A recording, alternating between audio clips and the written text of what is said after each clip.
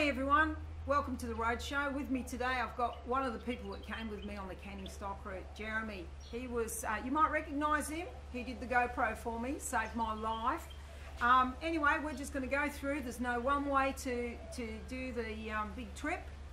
So we're just going to tell you what we all did, and some things we would have done a bit different and some things are the same. So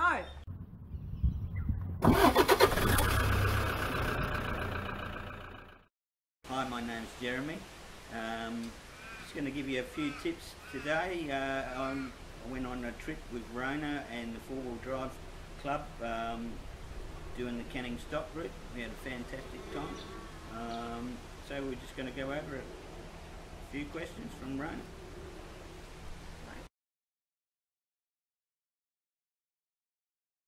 I'd already bought the book from Eric Gard about the Canning Stock route. Read that completely and watched quite a few YouTube videos and other looking at maps and things. So I had a great idea of it, and it was a dream of mine to complete that. When I got the permit, there was quite a bit of reading material to give you a good idea of what to expect and what to take and how to prepare yourself a bit, you know. I've been doing forward driving for a bit, but nothing as serious as this trip, you know. Since I joined the Getaway Four-Wheel Drive Club, that has helped me a lot. We went on a trip with the Baxter Cliffs. That gave me a good insight of preparing for a longer trip, you know, of a few weeks away, not just weekends and things. Plus knowing your car a little bit better, or what gears and things you needed to use. I'm by no means an expert or anything, but I'm still learning quite a bit.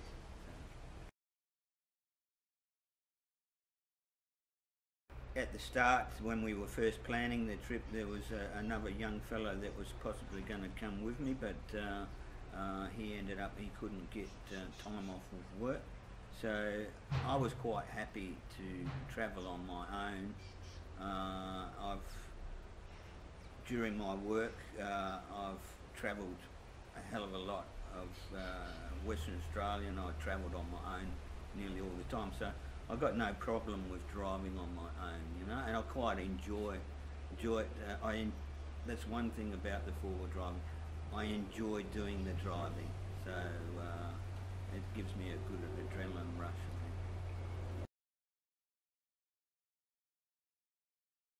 I think it's been great to be joined that club. I've enjoyed going to the meetings and the few club trips I've been on. I would have liked to have been on a lot more, but work commitments don't always allow me. When I retire at one day in the future, I'll be using it a lot more. But yeah, it taught a lot, and it gives you the confidence to go just with a group. Other people have got a hell of a lot of knowledge, and they pass it along to you.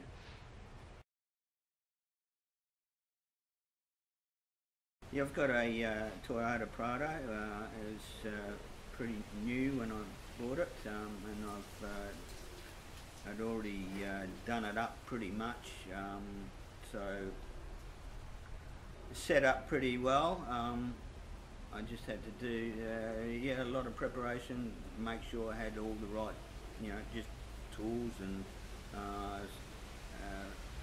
speaking to Phil Bianchi, he gave us a list of what he thought was that each car should take, and I covered most of it, you know.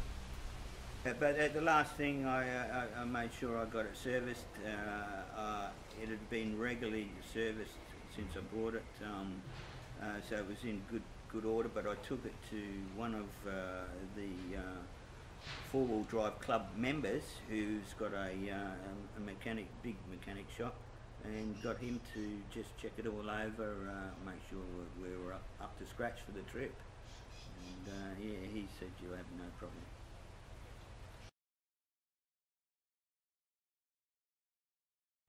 I had phoned up my insurance company, which I work, and they're definitely not just a four-wheel drive insurance company, it's just one of the big ones. I told them of every modification that I'd done to my car, which was quite extensive. They told me that there was no problem if anything happened, that they were all covered. And it was covered to wherever I went. That's what I just wanted to make sure. Obviously I didn't have to test this, so it'd have to be, see what happens if you got in that situation, but I was pretty comfortable in knowing that I'd spoken to them and covered all them points.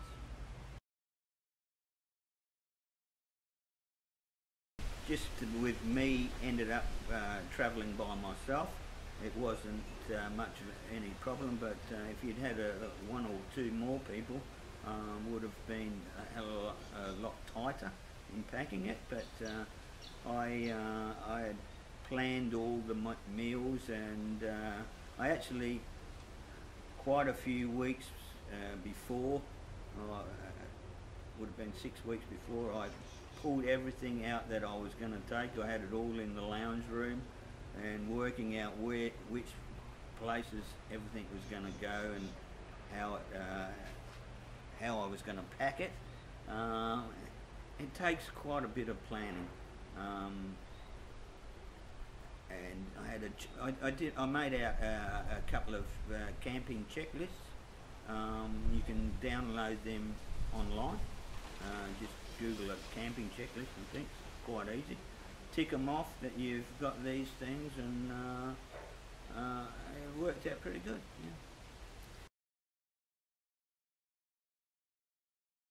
Yeah. I drove the car without any of the gear in, and once I was all packed up, you could feel how heavy the car was.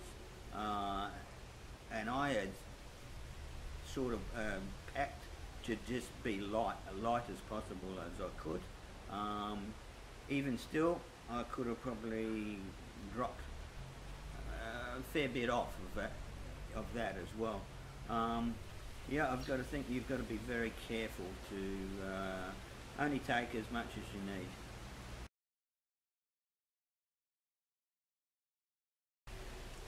I had only used half the amount of clothes that I took, so I had it didn't seem a lot in the suitcase, but I didn't really need to use them because we did spend a couple of days at Halls Creek, and we were able to use a washing machine and wash the clothes that I'd used that way up. Yeah, I was happy with the fuel ways, the water.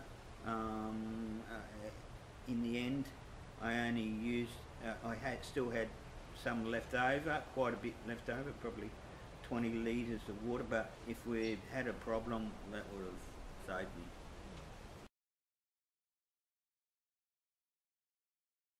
On my car, it's got a computer that says gives you the range of what fuel you can go. When mine's fully loaded up, it can do 1,300 kilometres. But we had to take into account that you're going to be driving in heavy sand. So I just added an extra third of that I need to cover me, you know. So I filled it right back up then, and then we had a few at the fuel dump, which we shared, and I just filled up. I had 2 jerry cans full, and I emptied them in. I filled the jerry cans back up again, and at the end of the trip, I tipped the 2 jerry cans in, and I had half a tank. So I could have gone at least 500 to 600 kilometres extra, but who knows? If you got a problem, that was plenty of help that I would have needed.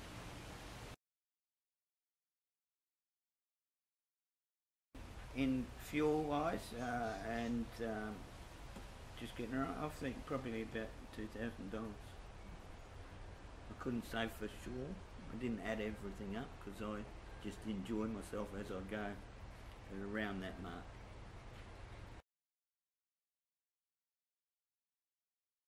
The CB that I've got is a GME. It's got quite a sturdy aerial. When I bought it from ARB, the fellow that showed me the aerials, he said, he showed me a smaller one, and he said, "You're not going to do this Canning stock route or anything like that, are you?" I said, "Well, I am thinking about it." He said, "Well, you should have this aerial then." It's a bit like a broomstick, but one thing I know, if I was tail end Charlie and they were quite a way in front of me, I could still hear them. Whereas I've heard people in other previous trips with a small aerial, they dropped out. So it's come in, it's worked well. I also had a couple of little handhelds that, if we were walking away from the car to go on a little walking trip or anywhere, or guiding another person over something, they come in very handy. I think everybody should have a handheld two-way as well. I had 2 spare tyres. I had a toolkit, which was just the basics of everything. We all put in together. We all had little extra bits that we had to take. You know, I took a little couple of pieces of iron rod that you could weld if we needed to.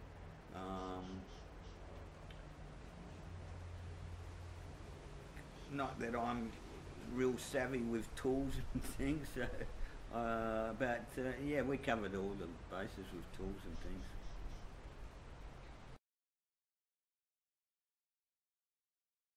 You had to be on the ball of powering up your iPads or your camera, keeping the batteries charged all the time. I could power them up as I was driving along, but once you stopped at night, they would quickly lose their charge.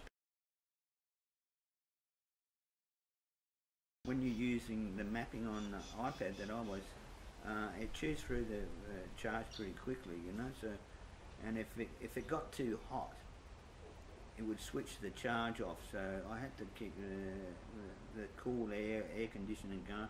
And remember to, if we stopped, which we was probably stopping quite regularly, to switch it off.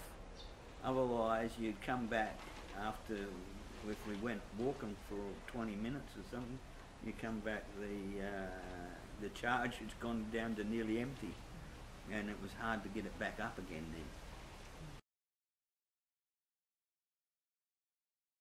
then. I used MudMap mainly. And it was fantastic. I was very happy with the way it works well on the iPad, and you can even take the iPad with me. And being Apple, it also worked on the phones. I had it on there, and it works offline as well. So there's no problem about that. I had a first aid kit. I've done a first aid course a few times, so I was quite well up with my. I'm lucky with my work that they put us through a first aid course every couple of years, so I was up to date with that. Obviously, we had the CVs between us that we could speak to each other. A couple of the other vehicles had sat phones, so.